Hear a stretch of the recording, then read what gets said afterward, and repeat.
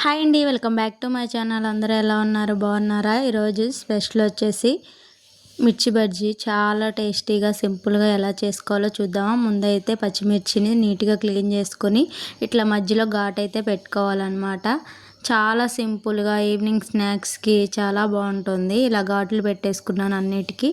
తర్వాత వాము సాల్ట్ వేసుకొని మిక్సీ పెట్టేసుకుంటున్నాను. ఇలా చాలా వెరైటీస్ అయితే చేసుకోవచ్చు. నేనైతే నార్మల్ ప్రాసెస్ ఎలా అనేది చూపిస్తున్నాను, చూసేయండి. ఇప్పుడు మధ్యలో అయితే మనం ముందుగా మిక్సీ పెట్టుకున్నాం కదా, దాన్ని వేసేసుకొని పెట్టేసుకోవాలి. అలా అన్నిటిలో కూడా అలానే స్టఫింగ్ పెట్టేసుకున్నామంటే మనకి చాలా అంటే చాలా టేస్టీగా చాలా బాగుంటుంది. మీరు కూడా తప్పకుండా ట్రై చేయండి. ఇలా ఇప్పుడు మొత్తం అన్నిటిని కూడా అలానే స్టఫింగ్ చేసుకొని పెట్టుకుంటున్నాము.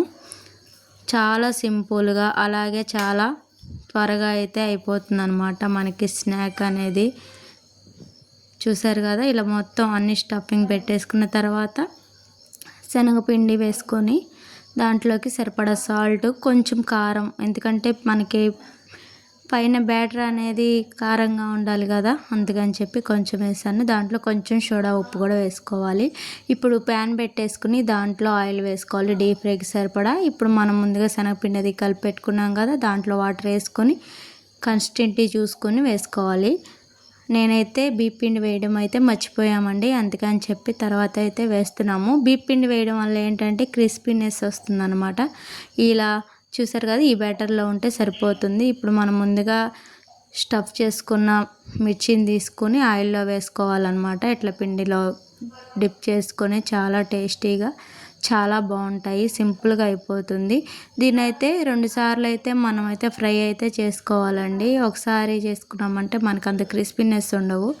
2 సార్లు మనం ఇప్పుడు లైట్గా ఫ్రై అయింది కదా, వీటిని తీసేసుకుని మళ్ళీ ఇంకోసారి డీప్ ఫ్రై చేసుకున్నామంటే చాలా టేస్టీగా అలాగే చాలా ఎమ్మీగా ఇది చూసారు కదా, ఇలా అన్నిటినీ డీప్ ఫ్రై చేసేసుకుందాము. ఇలా చేసుకుంటే మనకి అయితే రెడీ అయితే అయిపోతాయి అన్నమాట. ఇప్పుడు దీంట్లో స్టఫింగ్ లేకపోతే ఎలా చెప్పండి. మిర్చి బజ్జీకి ఆనియన్స్, కొత్తిమీర అలాగే లెమన్ పిండేసుకుని మొత్తం కలిసేలాగా బాగా మిక్స్ చేసుకోవాలన్నమాట.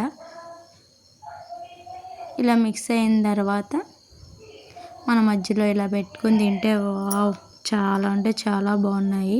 మీరు కూడా తప్పకుండా ట్రై చేసి ఎలా ఉందనేది కూడా కామెంట్ చేసేయండి. చాలా టేస్టీగా ఈవినింగ్ స్నాక్స్ రెసిపీ అయితే రెడీ. మరి నచ్చితే ఇంకెందుకు ఆలస్యం, మీరు కూడా ట్రై చేయండి.